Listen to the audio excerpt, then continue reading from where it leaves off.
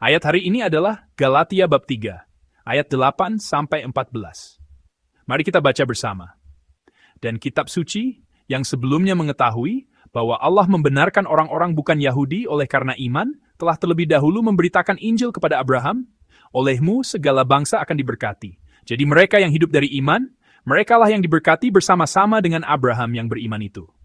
Karena semua orang yang hidup dari pekerjaan hukum Taurat berada di bawah kutuk. Sebab ada tertulis, terkutuklah orang yang tidak setia melakukan segala sesuatu yang tertulis dalam kitab hukum Taurat. Dan bahwa tidak ada orang yang dibenarkan di hadapan Allah karena melakukan hukum Taurat adalah jelas, karena orang yang benar akan hidup oleh iman.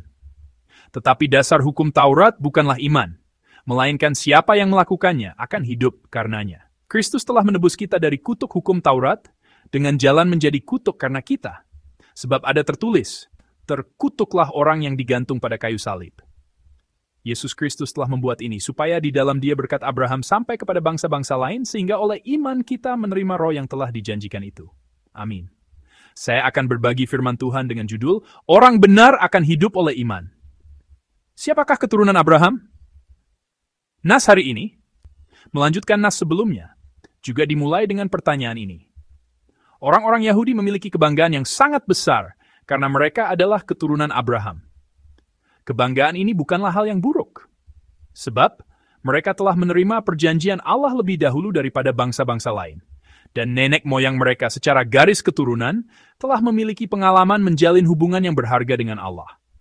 Sebenarnya, ini adalah keadaan yang sangat menguntungkan untuk dapat beriman dan mengenal Allah. Jadi wajar jika mereka memiliki kebanggaan, dan kebanggaan itu sendiri bukanlah sesuatu yang jahat. Namun, masalah muncul ketika kebanggaan ini menjadi berlebihan. Hal ini karena kebanggaan tersebut telah berubah menjadi sikap eksklusif terhadap bangsa-bangsa lain, yaitu sikap yang membuat batasan seperti, kami adalah umat yang diselamatkan, sedangkan kalian bukan. Allah memilih bangsa Israel dengan tujuan agar mereka menjadi berkat bagi bangsa-bangsa lain. Jadi isi hati Allah adalah, Aku akan menyelamatkan kalian terlebih dahulu, dan kalian yang telah diselamatkan harus menjadi saluran keselamatan bagi bangsa-bangsa lain. Akan tetapi, orang-orang Yahudi bertindak sebaliknya. Mereka membangun tembok agar bangsa-bangsa lain tidak dapat mendekat, dan hanya terbuai oleh hak-hak istimewa mereka, sehingga melupakan isi hati Allah. Dalam nas hari ini, Paulus kembali menyampaikan isi hati Allah tersebut. Mari kita baca bersama-sama nas hari ini, ayat 8. Mari kita baca bersama. Dan kitab suci yang sebelumnya mengetahui bahwa Allah membenarkan orang-orang bukan Yahudi oleh karena iman, telah terlebih dahulu memberitakan Injil kepada Abraham, olehmu segala bangsa akan diberkati. Amin. Disinilah alasan mengapa Abraham dipilih, agar semua bangsa lain dapat menerima berkat. Kata yang terjemah sebagai bangsa Bani, atau orang bukan Yahudi, biasanya berarti bangsa, suku, atau negara. Dalam nas hari ini, digunakan bentuk jamak, yaitu dan. Ketika digunakan dalam bentuk jamak di Perjanjian Baru, kata ini seringkali merujuk pada bangsa-bangsa yang bukan Yahudi, yaitu bangsa-bangsa lain. Sebenarnya tidak ada perbedaan besar dalam artinya, entah itu segala bangsa maupun bangsa-bangsa lain. Tetapi, nas hari ini secara khusus menekankan bahwa berkat itu ditujukan bagi semua orang di luar Israel. Inti dari ayat 8 adalah bahwa Allah dengan jelas menyatakan alasan Ia memberitakan Injil terlebih dahulu kepada Abraham adalah agar semua bangsa lain dapat menerima berkat. Hak istimewa yang dimiliki Israel harus ditafsirkan dalam konteks ini. Alasan Allah memilih Abraham bukan hanya untuk keturunannya sendiri, bukan hanya untuk orang-orang Yahudi. Alasan Allah memilih Abraham adalah untuk memberitakan Injil, untuk menyalurkan berkat Allah kepada segala bangsa, kepada semua orang bukan Yahudi. Jadi, beginilah seharusnya hak istimewa itu digunakan. Saya menerima berkat Tuhan terlebih dahulu, lalu saya membagikan berkat ini kepada orang lain. Inilah tujuan dari sebuah keistimewaan. Dan ada satu fakta penting lainnya. Ketika Allah memanggil Abraham, Allah membenarkannya oleh iman.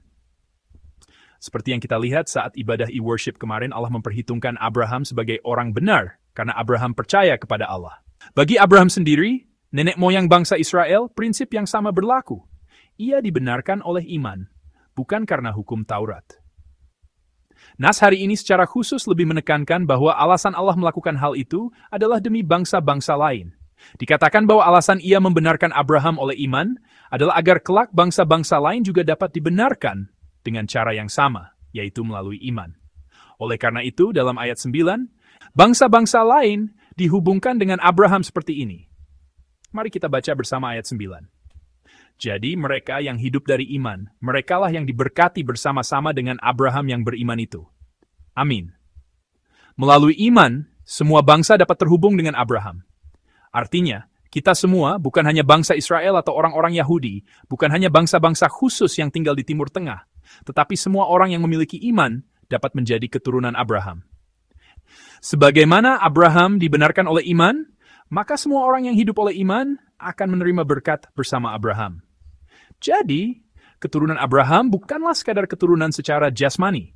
Seseorang tidak di keturunan Abraham hanya karena dilahirkan sebagai orang Yahudi. Alkitab mengatakan bahwa melalui iman, semua bangsa dapat menjadi keturunan Abraham. Hal ini diungkapkan dengan lebih tepat dalam kitab Roma, dalam bagian yang biasa disebut sebagai paragraf Israel. Nah, yaitu Roma pasal 9. Roma 9 ayat 8 tertulis demikian. Saya akan membacakannya untuk Anda. Artinya, bukan anak-anak menurut daging adalah anak-anak Allah, tetapi anak-anak perjanjian yang disebut keturunan yang benar. Amin. Dikatakan, bukan anak-anak menurut daging adalah anak-anak Allah. Ayat ini menegaskan bahwa hanya anak-anak perjanjian yang disebut anak-anak Allah. Demikian pula, keturunan secara jasmani bukanlah keturunan Abraham yang sejati. Alkitab mengatakan bahwa keturunan imanlah yang merupakan keturunan Abraham. Iman lebih diutamakan daripada garis keturunan. Berdasarkan hal ini, Paulus menjelaskan lebih dalam lagi. Orang-orang yang hidup dari iman menerima berkat. Sebaliknya, mereka yang hidup dari pekerjaan hukum Taurat berada di bawah kutuk. Demikianlah ia menjelaskannya secara kontras. Mari kita baca bersama nas hari ini, ayat 10 dan 11. Mari kita baca bersama. Karena semua orang yang hidup dari pekerjaan hukum Taurat berada di bawah kutuk. Sebab ada tertulis, terkutuklah orang yang tidak setia melakukan segala sesuatu yang tertulis dalam kitab hukum Taurat. Dan bahwa tidak ada orang yang dibenarkan di hadapan Allah karena melakukan hukum Taurat adalah jelas. Karena orang yang benar akan hidup oleh iman. Amin. Paulus menegaskan bahwa mereka yang hidup dari pekerjaan hukum Taurat berada di bawah kutuk.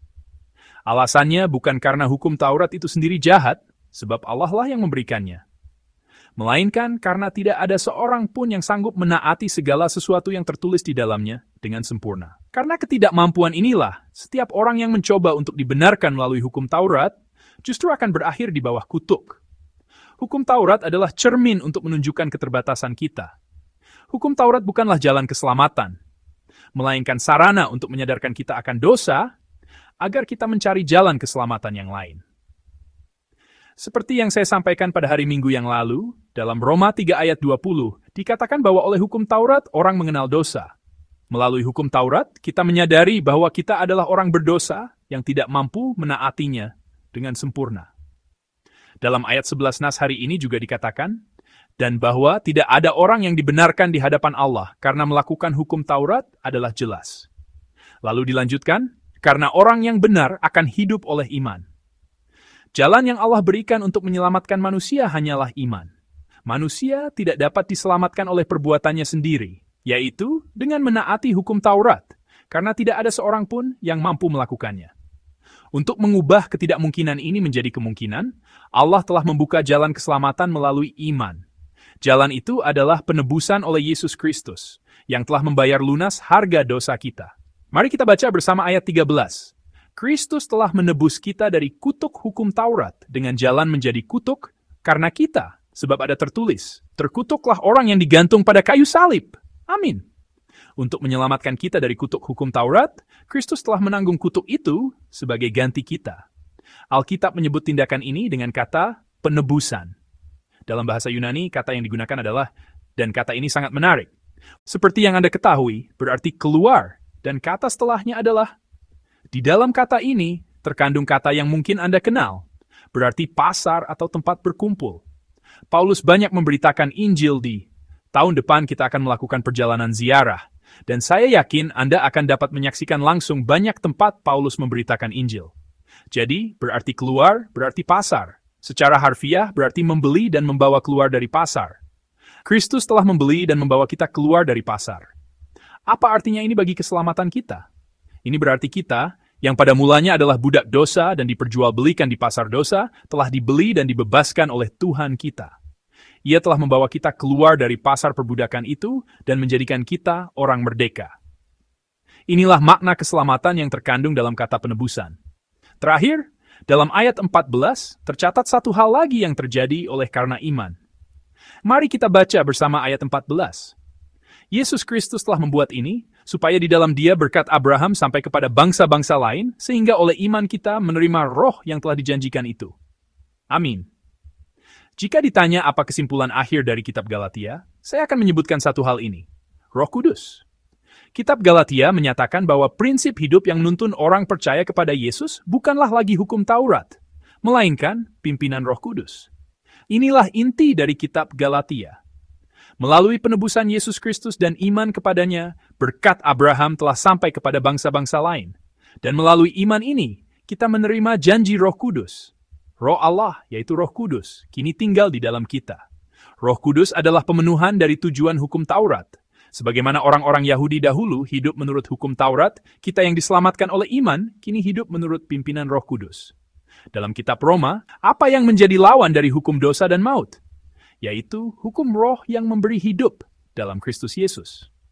Ketika kita masih berada di dalam pasar sebagai budak dosa, kita hidup di bawah hukum Taurat. Tetapi sekarang, setelah kita ditebus dan dibawa keluar dari pasar, kita hidup menurut hukum Roh Kudus. Saudara-saudari yang terkasih, untuk menyelamatkan kita yang seperti budak di pasar, Kristus telah menanggung kutuk sebagai ganti kita. Ia telah menebus kita, membawa kita keluar dari pasar. Era di mana kita hidup menurut hukum Taurat telah berakhir. Kita yang telah ditebus dan diselamatkan, kini hidup menurut Roh Kudus.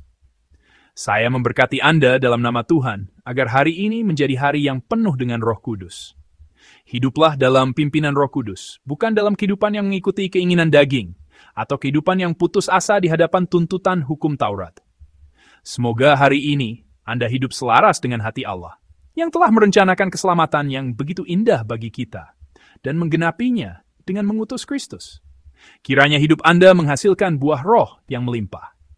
Saya memberkati Anda dalam nama Tuhan.